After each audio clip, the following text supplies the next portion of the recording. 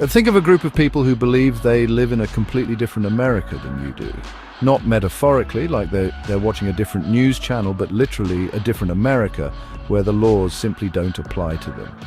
That's the basic gist of the sovereign citizen movement. These folks believe they are sovereign from the United States government. They think they can pick and choose which laws they follow, often citing misinterpreted legal documents or conspiracy theories as justification. Imagine getting pulled over for speeding and telling the officer, "Nope, not today, government. I'm a sovereign citizen, and your laws don't apply to me." Yeah, it doesn't usually go well. Now, you might think this movement is just a fringe group of harmless eccentrics. And while many of their actions might seem laughably misguided, the sovereign citizen movement has a dark side that's far from a laughing matter. The FBI has labeled them a domestic terrorist threat, and for good reason. Their beliefs have fueled violence, harassment, and even death. So, where does this above-the-law mentality come from? Well, sovereign citizens often cherry-pick from various sources, including the Constitution, to support their claims. They believe that somewhere along the line, the government overstepped its bounds and tricked citizens into contracts that surrendered their true sovereignty.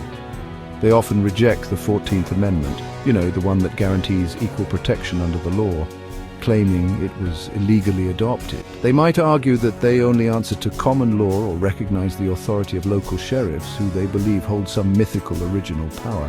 It's a confusing mishmash of legal misinterpretations and conspiracy theories held together by a strong distrust of the federal government. Ironically, while they reject most forms of government authority, they often rely on their own convoluted interpretations of legal documents and procedures. They're big fans of filing frivolous lawsuits and sending threatening letters filled with pseudo-legal jargon, hoping to intimidate or confuse officials.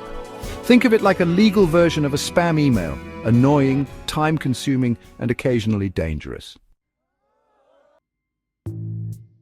The actions of sovereign citizens can range from the bizarre to the downright dangerous. On the less harmful end, you have people refusing to pay taxes, get driver's licenses, or register their vehicles.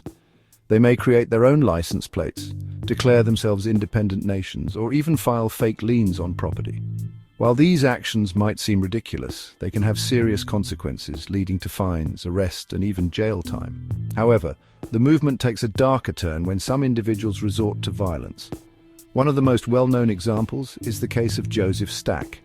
In 2010, this disgruntled taxpayer, who had expressed sovereign citizen beliefs, flew a plane into an IRS building in Austin, Texas, killing himself and an IRS manager. This tragic incident highlighted the potential for violence within the movement.